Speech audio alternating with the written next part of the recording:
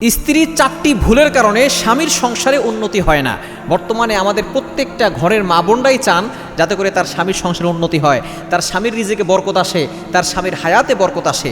কিন্তু এই স্ত্রীদের কিছু ভুলের কারণেই ওই স্বামীর সংসারে বরকত আসে না, স্বামীর সংসারে কখনো উন্নতি হয় না। নাম্বার 1, মা বোনদের জন্য খুবই গুরুত্বপূর্ণ 1 নাম্বার পয়েন্ট হচ্ছে, যে নারী দেরি করে ঘুম থেকে ওঠে। নারী তো ভালো নারী সেই হবে যে ফজরের আগে আগে ঘুম থেকে উঠে তাহাজ্জুদের নামাজ পড়ে সংসারের জন্য দোয়া করবে, স্বামীর জন্য দোয়া করবে, সন্তানের জন্য দোয়া করবে। কিন্তু দুঃখজনক হলো সত্য, বর্তমান যুগের নারীরা তারা ঘুম থেকে উঠে সকাল 9টার সময় 10টার সময় তারা ফজরের নামাজ কীভাবে পড়বে?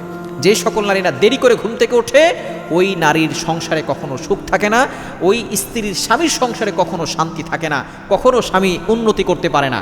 স্ত্রী ভালো যে স্ত্রী সকালে ঘুম থেকে উঠে নিজেও নামাজ পড়বে, স্বামীকেও ডাক দিয়ে দিবে, সন্তানদেরকে নামাজ পড়তে বাধ্য করবে, সেই হচ্ছে আদর্শ স্ত্রী, সেই হচ্ছে নেককার স্ত্রী। এই দেরি করে ঘুম থেকে উঠলে ওই স্বামীর সংসারে কখনো বরকত থাকে না।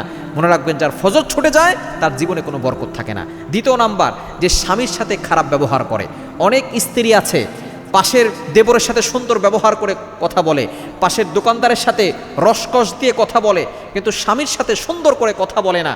যেই স্ত্রী স্বামীর সাথে খারাপ আচরণ করে ওই স্বামীর মনে শান্তি থাকে না, ওই স্বামীর মনে শান্তি না থাকার কারণে তার সংসারে কখনো উন্নতি হয় না। এবং 3 নাম্বার, স্বামীর পরিবারকে নিজের পরিবার না মনে করা। অনেক স্ত্রী এমন আছে বিয়ে করার পরে স্বামীকে তার পিতামাতা থেকে আলাদা করে দেয়, বিচ্ছিন্ন করে দেয়।